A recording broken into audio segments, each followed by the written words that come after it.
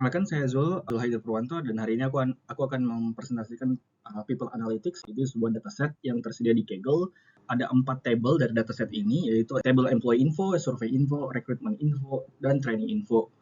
Pada datasetnya ini aku coba identifikasi yang mana key behaviors yang warna orange, kemudian predictor terhadap resignations ada 1467 data yang kosong. Analisis ini kita telah melakukan yang namanya data cleaning dan data preparation, di mana kita udah ngecek null values-nya, irregular values, dan duplicate values.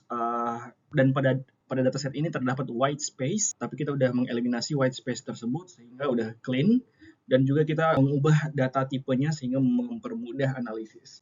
Contohnya itu pada kolom exit date dan juga start date, di mana pada awalnya ini datanya adalah data objek. Kita ubah terlebih dahulu sehingga scope dari timeline dari penelitian ini, start date-nya dan juga exit date-nya, ini kelihatan datanya itu dimulai dari 2018 Agustus sampai dengan 2023 Agustus.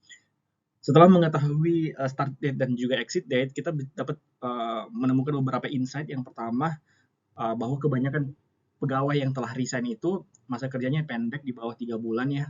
Pegawai yang masih aktif kerja sampai sekarang, kalau lihat dari distribusi masa jabatannya, itu terbilang merata, ada yang dari 0 sampai dengan 60 bulan.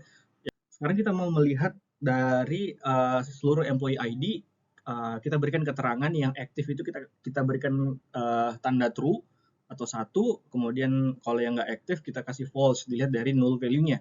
Kalau ada exit date-nya berarti dia udah false, tapi kalau belum ada berarti dia true atau 1. Nah, kita coba membandingkan ya dari division ya, employee ini field operation yang paling banyak headcounts-nya, tapi kalau lihat dari resignation rate itu setengahnya aja.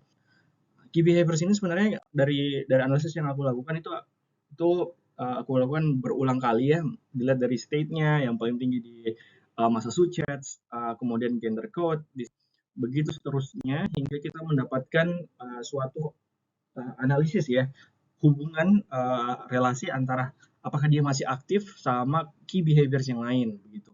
Di sini ketahuan bahwa employee yang masih aktif lagi itu dipengaruhi oleh beberapa hal, tapi sebenarnya merata kecuali yang paling tinggi itu termination type gitu. Kenapa termination type? Di sini terlihat jelas di mana termination type itu ada 5, tapi sangat konsisten kalau lihat dari datanya, yakni pada tipe UNK itu karyawannya tidak ada yang resign, sementara di 4 tipe yang lain karyawannya semuanya resign. Dari kolom-kolom yang ada tadi kita coba mengukur akurasinya. Dari perhitungan yang kita lakukan, akurasinya terbilang sempurna ya, yaitu di angka 1 atau 100%. Tapi ada juga beberapa hal yang tidak bisa kita ukur menggunakan angka, yaitu description column. Kata apa sih yang sebenarnya paling sering muncul? Di sini udah kelihatan bahwa kata yang paling sering muncul itu adalah kata Mister. Fight, war, deal, others, realize, dan seterusnya.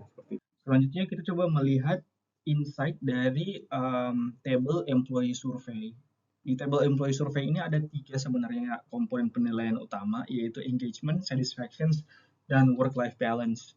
Pada sisi kanannya itu aku memperlihatkan distribusi datanya ya, di mana terlihat bahwa datanya itu diisi dari rating 1 hingga dari rating 5 gitu. Jadi rating 1 sampai rating 5 ini distribusi datanya terbilang merata baik di engagement, satisfaction, and work-life balance.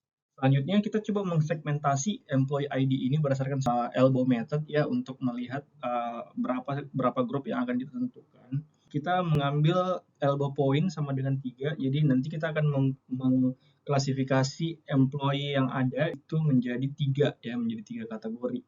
Cluster 1, 2, dan cluster 0. Kalau dilihat dari distribusinya, dari 3 penilaian itu semuanya terbilang merata ya. Dari analisis kita mendapati bahwa work-life balance adalah aspek yang paling mendukung apakah karyawan tersebut bertahan di perusahaan apa enggak gitu. Akurasi pada employee survey ini hanya 0,5 atau sekitar 50% aja. Ini kita coba memprediksi kemungkinan dia bertahan berapa persen sih.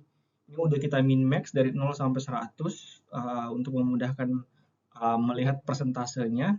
Kalau rendah berarti ada kemungkinan dia bakalan resign dalam waktu dekat gitu.